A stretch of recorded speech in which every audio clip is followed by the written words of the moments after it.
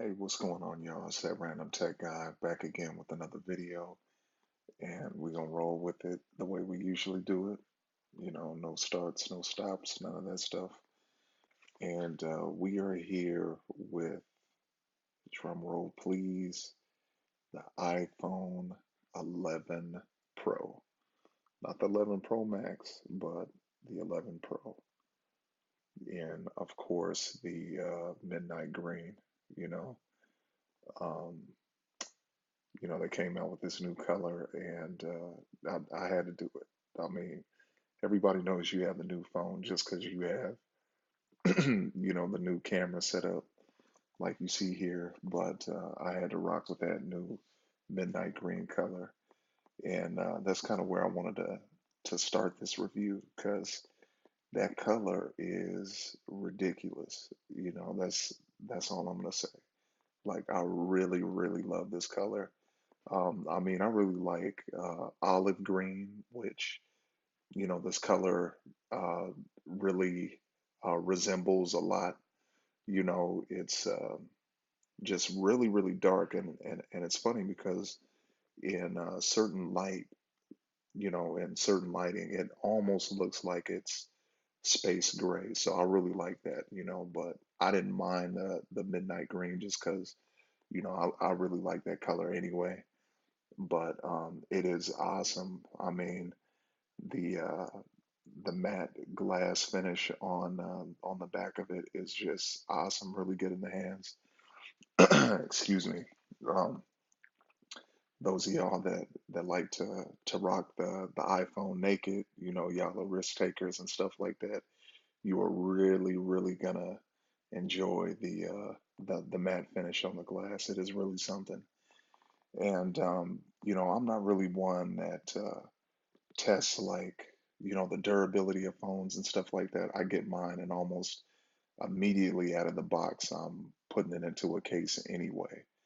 But this one is just it. It's awesome, and I've seen other YouTubers that have actually reviewed it, and they have torture tested it to a degree, and it doesn't scratch. Surprisingly, like you take a key to it or something like that, and it's pretty much fine for the most part. You give it a quick wipe down or something like that, and it's good. So I mean, it's definitely a durable finish that they put on there. Apple, they usually cross their T's and dot their I's, and they definitely did that with this phone. I I want to start this review, also with battery life. Battery life has been amazing. But first off, for those of y'all out there that have like last year's phones like iPhone 10s or iPhone 10s Max that might think, well, why would I upgrade? Like the phones look really, really similar, and is it a waste of money? Why should I do it? And I gotta admit, I was one of the skeptics until I got the new one, and then it just everything made sense. And I can tell you this, there's enough meaningful improvements to justify a switch. And if you didn't care about the new camera setup, which is amazing in and of itself, you would do it just for the battery life. The battery life is amazing. I'm not going to post the specs or anything like that. You guys can look that up. I just want to, give you guys general reasons to upgrade. But I can tell you the battery life is amazing. For those of you guys that, that usually stick with the smaller iPhones when they come out, I myself, like I said, I got the 11 Pro. It is it's great. I mean, I've had the iPhone 10 and the 10s before, and I always had battery anxiety and stuff like that before the end of the day. That was always an issue for me. But with this phone, I really don't even think about it. You just use the phone. pretty much. You don't even think about it. So, I'm really loving the smaller form factor. I actually downgraded from the iPhone 10s Max and size wise, and got the smaller one this time around, and I've really enjoyed the easier use in the hands and stuff like that. I really think that the 5.8 inch display is like the sweet spot.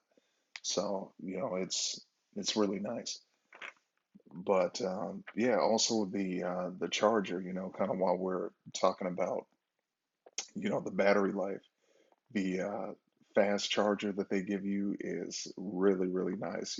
So you're getting almost like half, what, 50% in like you know 30 minutes or something like that. It's something crazy like that. But yeah, it's definitely nice having a fast charger out of the box.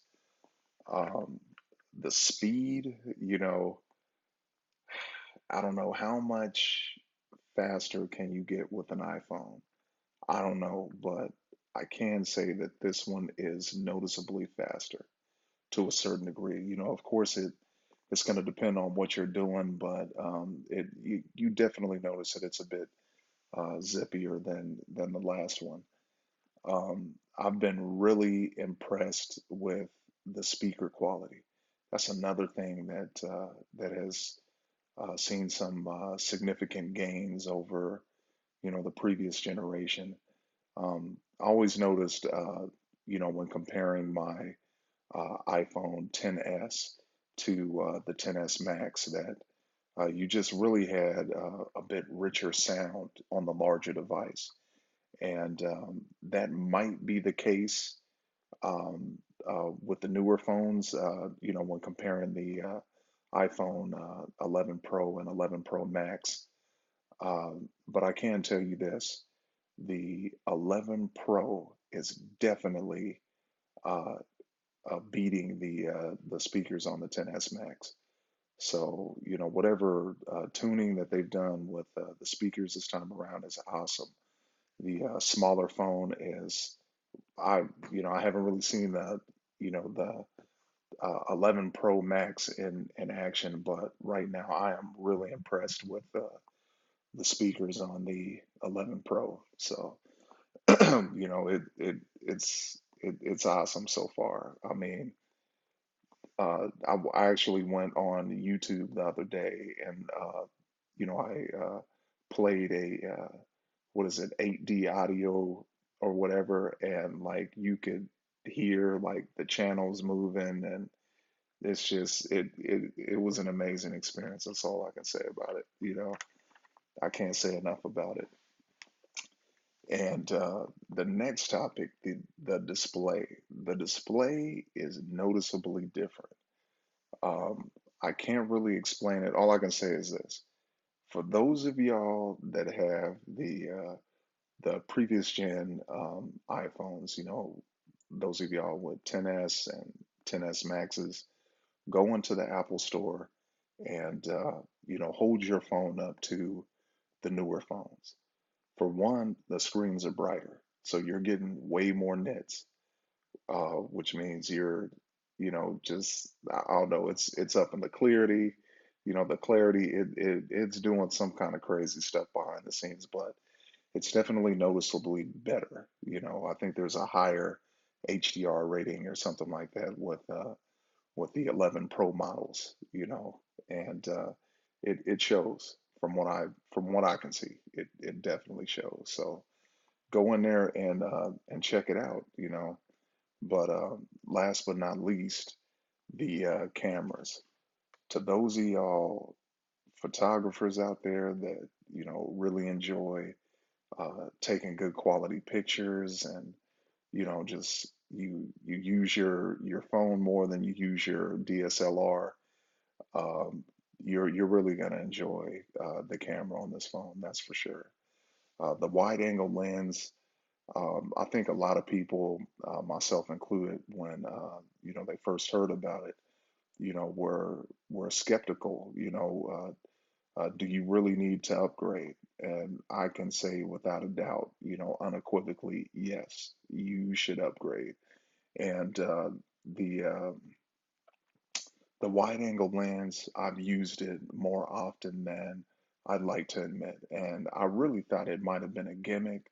Like, why would you need that? But it really works when you're in a tight space or something like that, and you want to get a wide area. It does exactly what it says it does. It's pretty much self-explanatory. So it's just amazing. Like when you want to get a lot of um, you know uh, stuff, for lack of a better word, in one frame, it just makes it way easier. I've been loving it so far. I just had my birthday, this past weekend, and I went up to Mission Peak and hiked and stuff like that, and it was great. Being able to capture, just these huge scenes and stuff like that with the wide angle lens. So, yeah, for those of y'all skeptics out there, I challenge you, take your 10S, take your 10S Max, go into the Apple store, compare it. Compare the speakers, compare the display, turn the brightness up 100%. You're going to notice a difference, I promise you. And I mean, for those holdouts out there, I mean, if you didn't have any reason at all to upgrade, the battery life is awesome. And I'm usually a pretty heavy user, and I'm able to get a full day's worth without, sometimes like a day and a half without even thinking about it, and that just wasn't really possible before. So, yeah, if you guys are thinking about upgrading, definitely do it. But I'm out. Appreciate it.